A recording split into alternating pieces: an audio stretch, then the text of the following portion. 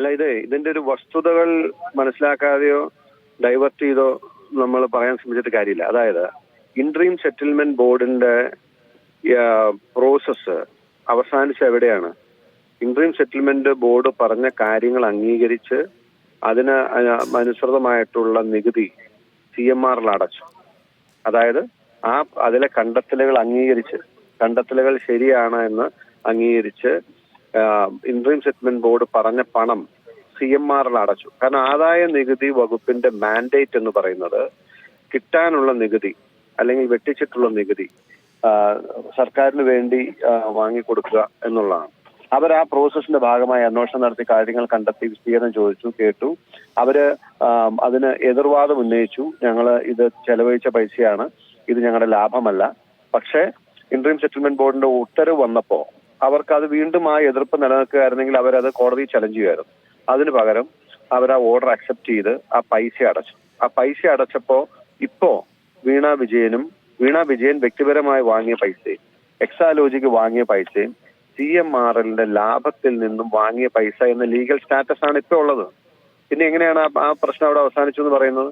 അപ്പൊ അതിന്റെ അർത്ഥം ഒരു കക്ഷി ഇത് സേവനത്തിന് കൊടുത്ത പണമല്ല എന്ന് അംഗീകരിച്ചു കഴിഞ്ഞു.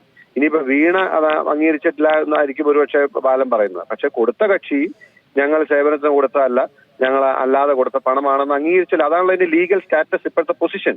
ഞാൻ ഈ പറയുന്നതിന് എന്തെങ്കിലും ക്ലാരിറ്റി കുറവുണ്ടെങ്കിൽ നിങ്ങൾ കൂടി ചോദിച്ചാൽ ഞാനത് ക്ലാരിഫൈ ചെയ്യാം. ക്ലിയർ ആണ്.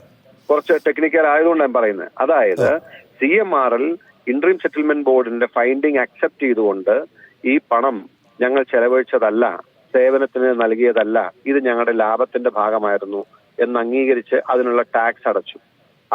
ഇപ്പോ വീണ വിജയന്റെ കയ്യിലിരിക്കുന്ന പകം ഇല്ലിജിറ്റിമേറ്റ് മണിയാണ്, സേവനത്തിന് കൊടുത്ത പണമാണെന്ന് കൊടുത്ത കക്ഷി പറയുന്നില്ല. അതാണ് ഇപ്പോഴത്തെ ഞങ്ങൾ എസ്റ്റാബ്ലിഷ് ചെയ്തിരിക്കുന്ന ഒരു പൊസിഷൻ. ഇനി രണ്ടാമത്തെ പൊസിഷൻ, എക്സാലോജിക് ഒരു കമ്പനിയാണ്.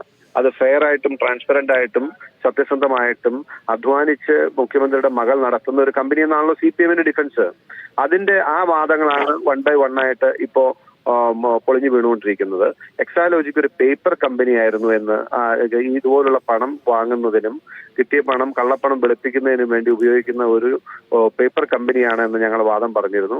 അതിനെ സ്വാധൂകരിക്കുന്ന തെളിവുകളാണ് ഇപ്പോൾ പുറത്തു വന്നുകൊണ്ടിരിക്കുന്നത്. കാരണം എക്സാലോജിക്കിന് നേരത്തെ തന്നെ അവർക്ക് ഡയറക്ടർക്കും കമ്പനിക്കും ഓരോ ₹1,00,000 ഫൈൻ ചുമത്തിയിരുന്നു. കാരണം ആ കമ്പനിയുമായി ബന്ധപ്പെട്ട ഒരു റിട്ടേൺസ് ഒരു കാര്യങ്ങളും ഒരു സമയത്തും ചെയ്യാതെ, കാരണം ഒരു കമ്പനി പേരിന് തുടങ്ങി അതിന്റെ പേരിൽ അക്കൗണ്ട് തുടങ്ങി പൈസ മേടിച്ചുകൊണ്ടിരിക്കുന്നു എന്നുള്ളതല്ലാതെ ഒരു നിലയ്ക്കുള്ള പ്രവർത്തനം നടക്കുന്നുണ്ടായിരുന്നില്ല. അല്ലെങ്കിൽ കമ്പനി എന്ന നിലയിലല്ല പ്രവർത്തിക്കുന്നത്, കടലാസ് കമ്പനി ആയിരുന്നു എന്നുകൊണ്ടാണ്. മാത്രമല്ല ഇപ്പോ ഈ കമ്പനി പെട്ടെന്ന് ഇന്നത്തെ ദിവസം നമുക്ക് CPM മറുപടി പറയേണ്ട ഒരു കാര്യം, എന്തിനാണ് ഇത്ര വെപ്രാളപ്പെട്ട് ആ കമ്പനിക്ക് വേണ്ടി ഡോർമെന്റ് സ്റ്റാറ്റസിന് വേണ്ടി അപ്ലൈ ചെയ്തത്?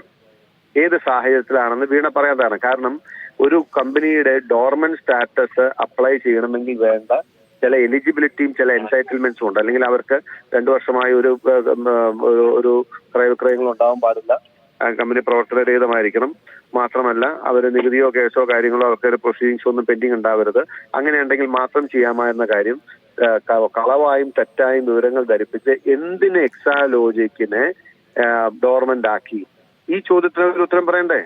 ഇപ്പൊ ഈ 2 ചോദ്യങ്ങൾ അവരുടെ മുമ്പുള്ളൂ. അതല്ലാണ്ട് ഇനിയിപ്പോ അവര് കോടതി അത് പറഞ്ഞില്ല, കേരളത്തിൽ പറഞ്ഞില്ല എന്ന് പറയുന്നത് ഒരു കാര്യം ഒരു പ്രതിരോധം ഒരു ഡിഫൻസും നിൽക്കില്ല. ഇത് വളരെ വ്യക്തമായി ഓരോ ദിവസം കഴിയുന്തോറും പച്ചയായി ഈ കേരളത്തിലെ മുഴുവൻ ആളുകൾക്ക് മനസ്സിലായി.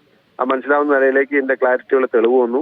ഇനി ആരെങ്കിലും ഹിയർ ദ അതർ സൈഡ് എന്ന് പറഞ്ഞ മാതിരി വീണ വിജയന് വേണ്ടി വാദം പറയുന്നത് CPM സംസ്ഥാന സെക്രട്ടേറിയറ്റ് ആയതുകൊണ്ടാണ് ഞാൻ പറയുന്നത്.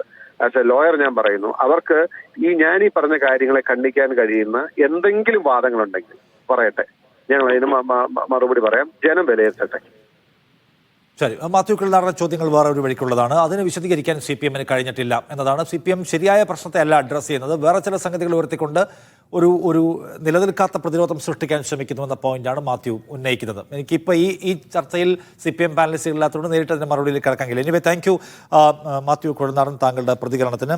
സൈഫ്, മാത്യു ചൂണ്ടിക്കാണിക്കുന്ന കാര്യങ്ങൾ തികച്ചും വിഭിന്നമായ സംഗതികളാണ്. അതായത് ശരിയായ മർമ്മത്തിൽ തൊടാതെ വേറെന്തൊക്കെയോ പറഞ്ഞ് ഡിഫൻസ് ബിൽഡ് ചെയ്യാൻ ശ്രമിക്കുകയാണ് AK ബാലൻ എന്നതാണ് സത്യത്തിൽ. ഈ ഇന്നത്തെ ഒരു മാധ്യമങ്ങളോടുള്ള പ്രതികരണം കണ്ടപ്പോൾ ഏതാണ്ട് പല ഏരിയയും അദ്ദേഹം ടച്ച് ചെയ്യുന്നില്ല എന്ന് തോന്നി. അതെ, ഈ മാത്യു ഉന്നയിച്ച ചോദ്യങ്ങൾക്ക് AK ബാലൻ മറുപടി പറഞ്ഞിട്ടില്ല എന്നുള്ളത് വസ്തുതയാണ്. അത് ഒരു ഭാഗത്ത് CMRL എന്ന് പറയുന്ന കമ്പനി അത് സേവനത്തിനല്ല നൽകിയത്, ഞങ്ങളുടെ ലാഭവിധമാണ് എന്ന് പറഞ്ഞുകൊണ്ട് ഈ നികുതി പണം അതിൻ്റെ അടയ്ക്കാനുള്ള പണം അടയ്ക്കുന്നുണ്ട്. അത് സ്വാഭാവികമായിട്ട് അത് പ്രസക്തമായ ചോദ്യമായിട്ട് ഉയർന്നു നിൽക്കുകയാണ്. അതിന് CPM നേതൃത്വം മറുപടി നൽകിയിട്ടില്ല. മറ്റൊന്ന്, വീണ ഉന്നയിക്കുന്ന വാദമുണ്ട്, ഇത് സേവനത്തിന് നൽകിയതാണ് എന്നുള്ളത്. പക്ഷേ എന്ത് സേവനമാണ് എന്നുള്ള ചോദ്യം, ഈ മാസപ്പടി വിവാദം, അങ്ങനെ പേരിട്ട് വിളിക്കുന്ന ഈ വിവാദം ഉയർന്നതിന് പിന്നാലെ തന്നെ ഉയർന്ന ഏറ്റവും പ്രധാനപ്പെട്ട ചോദ്യങ്ങളിലൊന്നാണ് എന്ത് സേവനമാണ് നൽകിയത്. അതിന് AK ബാലൻ നൽകുന്ന മറുപടി, അതിന് സേവനം നൽകിയിട്ടുണ്ട്, സേവനത്തിൻ്റെ പേരിൽ തന്നെയാണ് കാര്യങ്ങൾ നൽകിയിട്ടുള്ളത്. അതിന് ചില മറുപടികൾ ഇന്ന് AK ബാലൻ പറയുന്നുണ്ട്. സേവനം നൽകി, ആ സേവനം എന്താണെന്ന് ബോധ്യപ്പെടുത്തിയിട്ടുണ്ട്. ഇനിയിപ്പോൾ 3 അംഗ കമ്മിറ്റി അന്വേഷിക്കുകയാണല്ലോ, സ്വാഭാവികമായിട്ട് വീണയ്ക്ക് പറയാനുള്ള കാര്യങ്ങൾ അവർ കേൾക്കും. അങ്ങനെ വീണയ്ക്ക് മുന്നിലേക്ക് ഇത് ചോദ്യങ്ങൾ വരുമ്പോൾ എന്ത് സേവനത്തിനാണ് പണം കിട്ടിയത് എന്നുള്ള ചോദ്യത്തിന് അവർ മറുപടി നൽകും, വീണ മറുപടി നൽകും എന്ന വാദമാണ് CPM ഉയർത്തുന്നത്. എന്തായാലും ഇത് ഒരു കമ്മിറ്റിയുടെ അന്വേഷണം നടക്കുന്നതിനൊപ്പം തന്നെ ഹൈക്കോടതിയിൽ ഇതുമായി ബന്ധപ്പെട്ട ചില കേസുകൾ നിലനിൽക്കുന്നുണ്ട്. അതുകൊണ്ട് ഈ തെരഞ്ഞെടുപ്പിന് മുമ്പ് വലിയ രാഷ്ട്രീയ വിവാദമായത് ഉയർന്നു വരും എന്ന നിഗമനത്തിൽ തന്നെയാണ് CPMന്റെ സംസ്ഥാന നേതൃത്വമുള്ളത്. അതുകൊണ്ടാണ് വീണയെ പ്രതിരോധിച്ചുകൊണ്ട് തന്നെ നേതൃത്വം രംഗത്ത് വരുന്നത്. രാഷ്ട്രീയ പ്രേരിതമാണെന്ന് CPMന്റെ സംസ്ഥാന സെക്രട്ടറി പറയുന്നു. CPMന്റെ മറ്റൊരു കേന്ദ്ര കമ്മിറ്റി അംഗം പറയുന്നത് ഈ റിപ്പോർട്ട് പോലും വിശ്വസിക്കാൻ കഴിയുന്നത് അല്ല, CMRന്റെ ഒരു ഉദ്യോഗസ്ഥൻ പറഞ്ഞതിന്റെ അടിസ്ഥാനത്തിലാണ് ROC പോലും റിപ്പോർട്ട് തയ്യാറാക്കിയിരിക്കുന്നത് എന്ന വാദമുയർത്തി രാഷ്ട്രീയ പ്രതിരോധത്തിനാണ് CPM ഒരുങ്ങുന്നത്. 25-ാം തീയതി നിയമസഭാ സമ്മേളനം ആരംഭിക്കുകയാണ്. CPMന് മുന്നിലെ വലിയൊരു കുരുക്കായിട്ട് ഈ ROCയുടെ റിപ്പോർട്ട് വരുന്നുണ്ട് എന്ന ബോധ്യത്തിന്റെ അടിസ്ഥാനത്തിലാണ് CPMന്റെ പ്രധാനപ്പെട്ട നേതാക്കളെല്ലാം എക്സാലോജിക്കിനെയും വീണയും പ്രതിരോധിച്ച് രംഗത്ത് വന്നുകൊണ്ടിരിക്കുന്നത്. നിഷാ, ശരി, സേഫാണ് വിവരങ്ങൾ നൽകിയത് തിരുവനന്തപുരത്ത് നിന്ന്.